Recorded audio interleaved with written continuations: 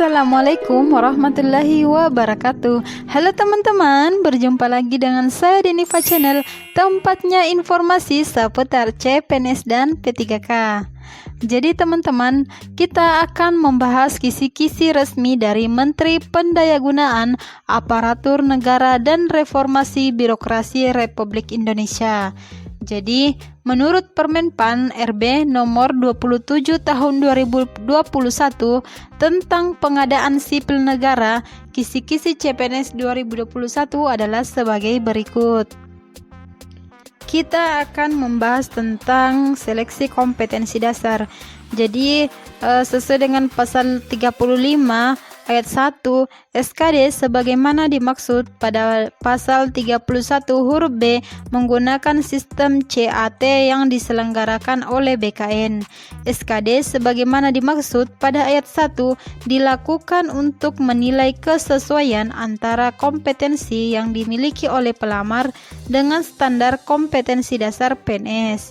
Jadi SKD sebagaimana dimaksud pada ayat 1 meliputi A. Tes wawasan kebangsaan, B. Tes intelijensia umum, dan tes karakteristik pribadi. Kemudian materi seleksi kompetensi dasar. Pasal 36, tes wawasan kebangsaan sebagaimana dimaksud pada pasal 35 ayat 3 huruf A bertujuan untuk menilai penguasaan pengetahuan dan kemampuan mengimplementasikan. A. Nasionalisme dengan tujuan mampu mewujudkan kepentingan nasional melalui cita-cita dan tujuan yang sama dengan tetap mempertahankan identitas nasional. B. Integritas dengan tujuan mampu menjunjung tinggi kejujuran, ketangguhan, komitmen, dan konsistensi sebagai satu kesatuan sikap untuk mencapai tujuan nasional. C. Bela negara dengan tujuan mampu berperan aktif dalam mempertahankan eksistensi bangsa dan negara. Dan D. Pilar negara dengan tujuan mampu membentuk karakter positif melalui pemahaman dan pengamalan nilai-nilai dalam Pancasila, Undang-Undang Dasar Negara Republik Indonesia tahun 1945, Negara Kesatuan Republik Indonesia, dan Bhinneka Tunggal Ika. Lalu pasal 37, tes intelijensia umum sebagaimana dimaksud dalam pasal 35 ayat 3 huruf B bertujuan untuk menilai penguasaan pengetahuan dan kemampuan mengimplementasikan. Yang pertama, A.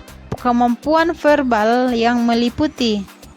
Yang pertama, analogi dengan tujuan mengukur kemampuan individu dalam bernalar melalui perbandingan dua konsep kata yang memiliki hubungan tertentu, kemudian menggunakan konsep hubungan tersebut pada situasi yang lain. B. Nomor 2, silogisme dengan tujuan mengukur kemampuan individu untuk menarik kesimpulan dari dua pernyataan yang diberikan. 3. Analitis dengan tujuan mengukur kemampuan individu untuk menganalisis informasi yang diberikan dan menarik kesimpulan. Kemudian bagian B, kemampuan numerik yang meliputi. Yang pertama, berhitung dengan tujuan mengukur kemampuan hitung sederhana. Kedua, deret angka dengan tujuan mengukur kemampuan individu dalam melihat pola hubungan angka. Yang ketiga, perbandingan kuantitatif dengan tujuan mengukur kemampuan individu untuk menarik kesimpulan berdasarkan dua data kuantitatif. Dan soal cerita dengan tujuan mengukur kemampuan individu untuk melakukan analisis kuantitatif dari informasi yang diberikan. Yang ketiga, kemampuan figural yang meliputi. Yang pertama, analogi dengan tujuan mengukur kemampuan individu dalam bernalar melalui perbandingan dua gambar yang memiliki hubungan tertentu, kemudian menggunakan konsep hubungan tersebut pada situasi lain.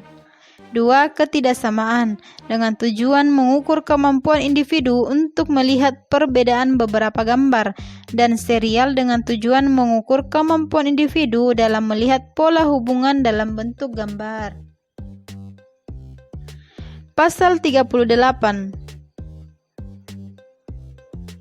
Pasal 38 Tes karakteristik pribadi sebagaimana dimaksud dalam pasal 35 ayat 3 huruf C bertujuan untuk menilai penguasaan pengetahuan dan kemampuan mengimplementasikan.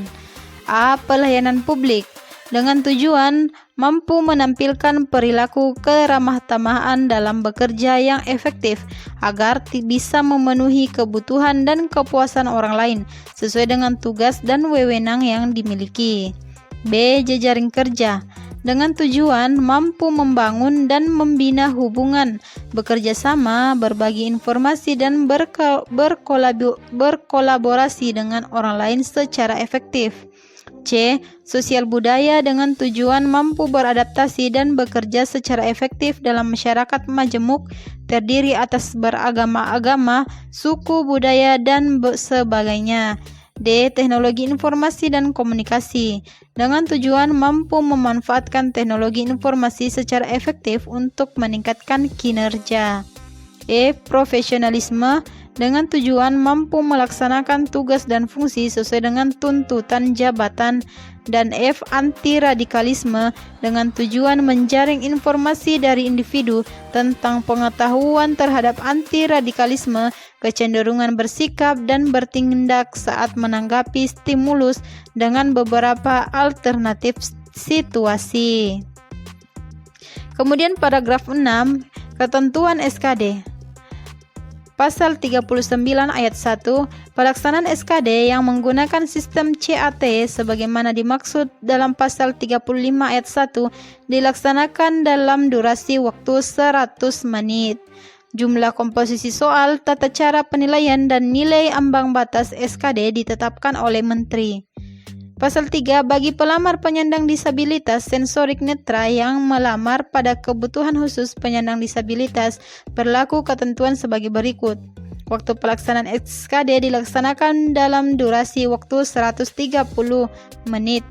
B. Nilai ambang batas yang berlaku pada jenis penetapan kebutuhan khusus penyandang disabilitas dan dalam hal terdapat kendala teknis dan memerlukan pendampingan, panitia seleksi instansi menyediakan pendamping atau aplikasi pendukung.